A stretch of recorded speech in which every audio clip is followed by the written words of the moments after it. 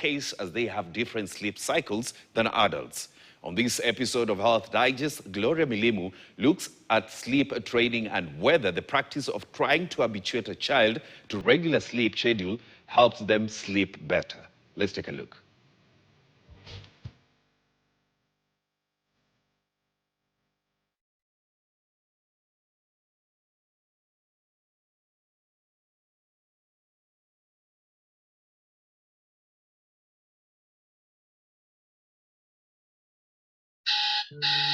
Sleep is an important part of anyone's daily routine. Whereas an adult would spend about 1/3 of their time doing it, for babies, their first year of life is characterized by a lot of sleep. They require at least 16 hours of sleep a day in addition to regular naps.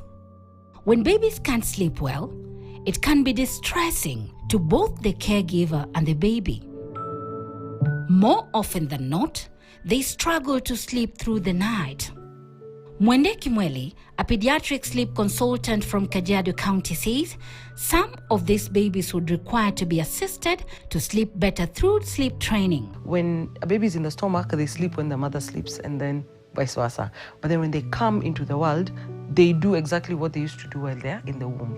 Sleep training entails the practice of trying to habituate a child to regular sleep, whereas an adult would require at least 8 hours of sleep in a 24-hour period. For babies, especially infants, sleep patterns are not established until they are about 3 months. They generally tend not to sleep through the night without waking. The problem with that is the older they grow, they actually start to mimic, quote, their own sleep patterns. When we go to bed, we have to follow what we call our biological clock, right? So it's a 12-hour clock. When babies are born, you'll find that mothers are complaining, my baby is staying awake the whole night, but during the day they're sleeping. It is very important to give that baby some sort of pattern. Babies may not be able to create their own sleeping and waking patterns. Whereas sleep training may be recommended, Kimweli says there is no standard technique or method that will cater for all babies as their sleep needs vary. Remember, every baby is unique. Every baby is born, some kids are born with sickness, some kids have colic, some kids have gas, some babies are premature babies. So all those are factors that will determine how they sleep. For instance, child health experts say newborns require at least 16 hours of sleep in a 24-hour day. 8 to 9 hours of those would cater for nighttime sleep and the other 8 daytime. For a 1-month-old baby, they recommend at least 15 hours of cumulative sleep with similar hours of night sleep and 7 hours of daytime sleep. Likewise, a 3-month-old baby also requires 15 hours of sleep. They need to sleep for at least 9 to 10 hours during the day and have at least 5 hours of sleep at night. 14 hours is recommended for a 6-month-old. A 1-year-old would also require a similar amount of sleep. Similarly, 13.5 hours of sleep is recommended for a 1.5-year-old. For some parents, sleep experts say severely disturbed sleep can run risks beyond mere irritability or tiredness. In order to help your baby develop proper sleeping habit, Kimweli recommends shushing and rocking. Basically, that is the most basic for an infant or a mom who's just gotten out of hospital. Just put your baby in this position and then just sway them and rock them.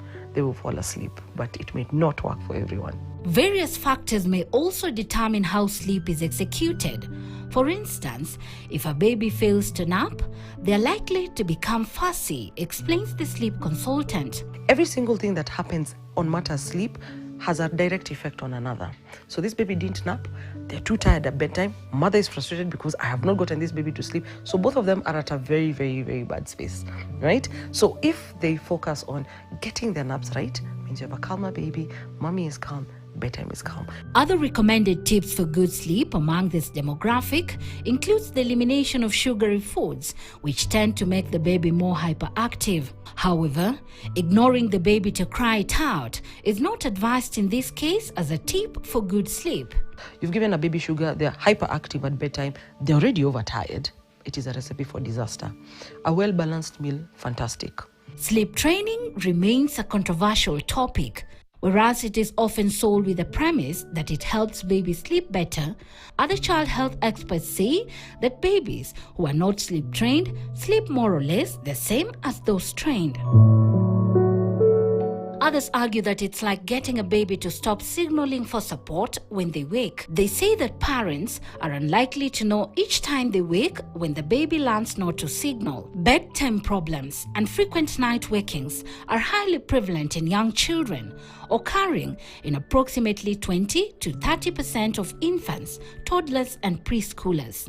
Overall, sleep deprivation is equally detrimental on children's cognitive development and health. As you seek to improve the quality of your baby's sleep, it is important to recognize that there is no correct approach to how infants should sleep, as each baby has their own special requirements that may require different approaches. Gloria Milimu, KTN.